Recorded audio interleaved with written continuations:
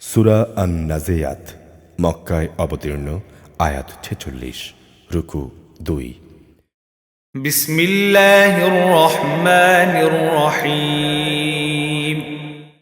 শপথ ফেরেশতাদের যারা নির্মমভাবে পাপীদের আত্মা ছিনিয়ে আনে।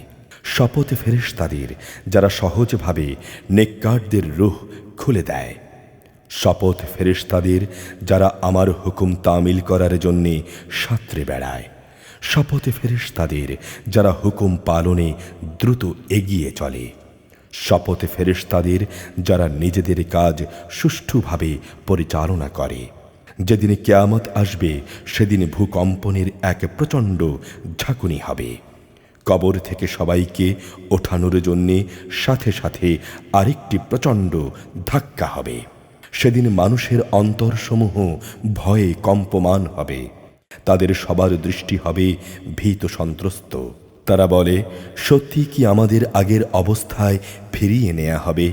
আমরা পচে গলে হাড্ডিতে পরিণত হয়ে যাবার পরও কি তা ঘটবে? তারা বলে, যদি আমাদের আগের জীবনে ফিরিয়ে নেওয়া হয় তাহলে সেটা তো হবে খুবই লোকসানের বিষয়। অবশ্যই তা হবে বড় ধরনের একটি গর্জন।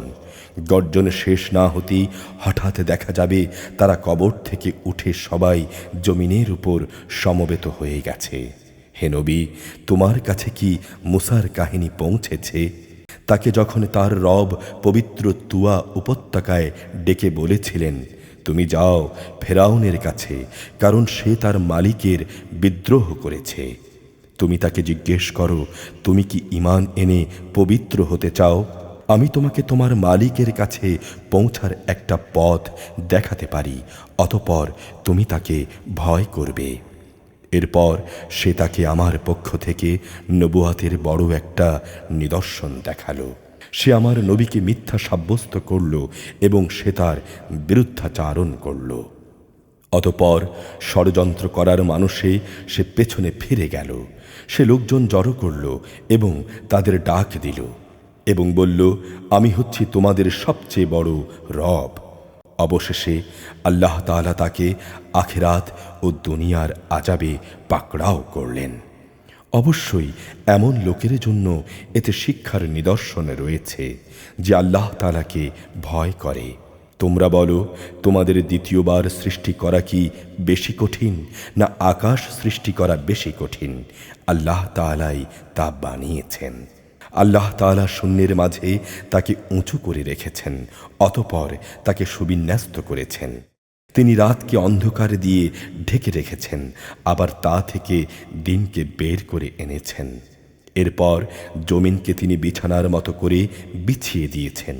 তা থেকে তিনি তার পানি ও তার উদ্ভিদরাজি বের করেছেন। তিনি পাহাড় সমূহকে জমিনের গায়ে পেরেকের মতো গেড়ে দিয়েছেন। এগুলো হচ্ছে তোমাদের জন্যে এবং তোমাদের জন্তু জানোয়ারদের উপকারের জন্যে। তারপর যখন বড় বিপর্যয় তোমাদের সামনে এসে হাজির হবে, সেদিন মানুষ একে একে সব কিছুই স্মরণ করবে যা করার জন্যে সে দুনিয়ায় চেষ্টা করেছে। সেদিন সে ব্যক্তির জন্যে জাহান্নাম খুলে ধরা হবে, যে তা দেখতে পাবে। অতঃপর যে ব্যক্তি সীমা লঙ্ঘন করেছে এবং পরকালের তুলনায় দুনিয়ার জীবনকেই অগ্রাধিকার দিয়েছে, অবশ্যই জাহান্নাম হবে তার একমাত্র আবাসস্থল। আবার যে ব্যক্তি তার মালিকের সামনে দাঁড়ানোর দিনটিকে ভয় করেছে এবং এ ভয়ে নিজের নফসকে কামনা বাসনা থেকে বিরত রেখেছে, অবশ্যই জান্নাত হবে তার অনন্ত ঠিকানা। তারা তোমার কাছে জানতে চায় কিয়ামত কখন সংঘটিত হবে। আসলে সে সময়ের কথা বর্ণনা করার সাথে তোমার কি সম্পর্ক? তার আগমনের চূড়ান্ত জ্ঞান একমাত্র তোমার মালিকের কাছেই রয়েছে। তুমি হচ্ছ সে ব্যক্তির জন্যে সাবধানকারী যে এ দিনটিকে ভয় করে। যেদিন এরা কিয়ামত দেখতে পাবে সেদিন এদের মনে হবে তারা দুনিয়ায় এক বিকাল অথবা এক সকাল পরিমাণ সময়ের চাইতে বেশি সময় অতিবাহিত করেনি।